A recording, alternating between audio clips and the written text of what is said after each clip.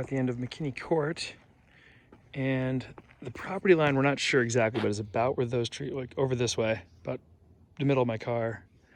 And you'll see this, there's a ton of space from the house to over here. This whole distance is open space.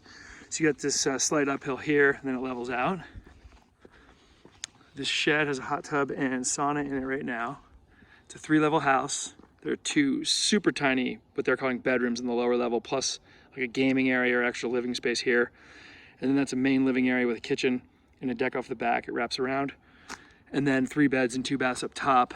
The primary suite is what we're looking at here on the left. Or maybe it's both those windows. We'll figure that out when we get up there. But yeah, so I think this house it's pushed to the very back of the property line. So in the back, it is very tight with these sheds. That's a neighbor's shed way over there. And then there are 2 more off the back of the house. And then the other neighbors are also kind of looking back at you from that direction. So this is the quiet side of the house. And it works because you're on a super quiet cul-de-sac street. So my vision for this house is to eventually put a garage right here, which won't affect the sunlight or anything for the main house. It'll be a really nice spot for one. And then you've got this whole area here for outdoor games and just fun stuff. For now, I think what you would do is look into expanding this deck across the entire front of the house, or at least as much as you can. Taking out that tree there, it's marked anyways, the blue mark. You'll see there's the blue mark. I think that alone, and then just creating games outside would make it awesome until winter. And then before winter, I would just put a locker of some kind down here for all the ski gear. The master plan would be to, I mean, you'd live in it and see, but if you didn't want to have so much wasted deck space, rip off the back deck to a degree, make it just the right size for the back, knowing that you don't use it that much, and then make this deck as big as possible, and then have a garage right over here. I think if you did that, you'd have a pretty killer spot, actually. Right now, it's showing a little rough. We've got high expectations here. So let's check it out. This shed looks much newer built than the house. Dimensions, I'm guessing, are about 9 by 18 or so. So just for convenience, or for just so you don't lose your bearings, I'm gonna start in the bottom and go up. So that's under the deck. This is where I'd imagine a ski locker would be. That's a neighbor's shed.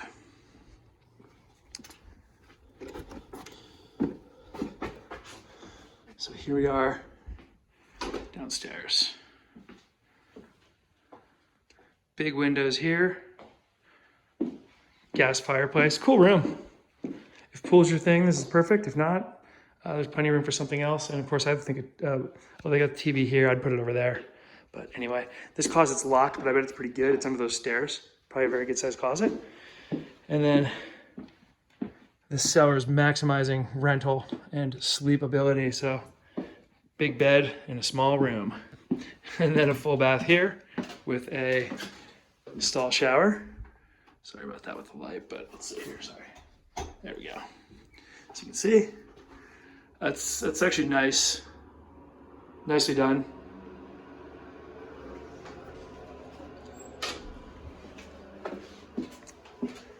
And then another very small bedroom here. So this would be friends of the kids, sleepover room.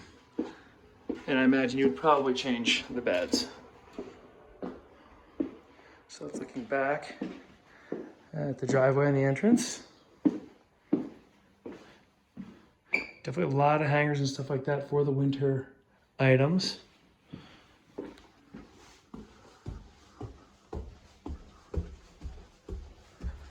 So hardwood floor, another gas fireplace. It's actually really pretty here. I didn't notice this before. I thought it was all tile. It's tile here and then wood here. It's a pretty cool look. Then it's got vinyl windows. They look like they're all double pane. So we believe, Annette and I think that this furniture situation is too much. I think you would go 2-man here and get rid of that table so you can access that door easily. And this is where I was saying I would envision a bigger deck. In fact, you could probably pop a slider in over here. Or just at least a door right here, yeah, which would also bring a lot of light.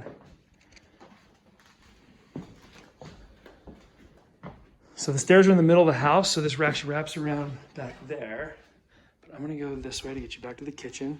Kitchen island is pretty small. I think 2 bar stools is the fair number there.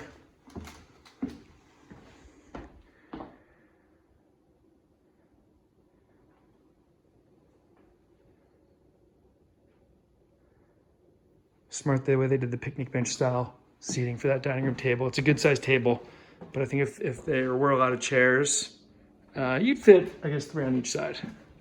So then we've got a powder room here, and then laundry here. Here's the wraparound deck with the world's ugliest railings. And now we'll go to the back and show you how tight it is off the back. So this house is literally built to the back of the lot. So I don't see this deck getting any bigger. I don't think you'd want it to, because all you're gonna do is build a living space that you're not gonna use because you've got neighbors here. Neighbor there, that neighbor's not angled this way, but this neighbor is over here. It was about 7.5 feet wide, I'm guessing. So yeah, and again, you can see the property corner over there, pink. And then all this here is awesome usable space. So I think that's the future of this house.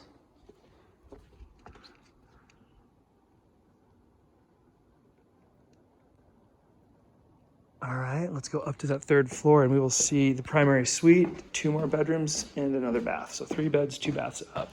Let's see, I better go this way.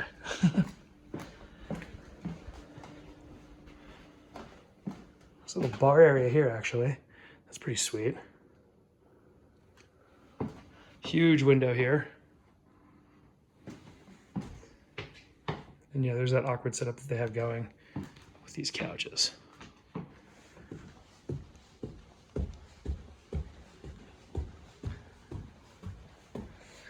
These bedrooms have a good feel. They have big windows and big vaulted ceilings, really clean with the white beams. And then the pine lid, looks good. There's this chandelier here.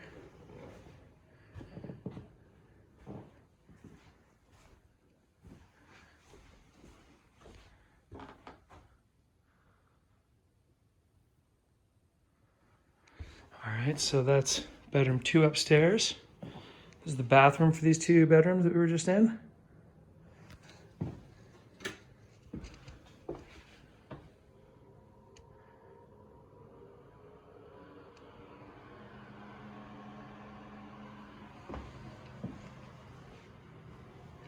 And then the suite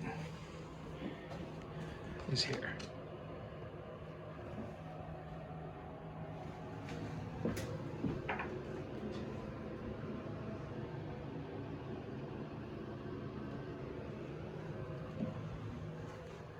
Funky shaped closet here. It's only about 1 foot wide.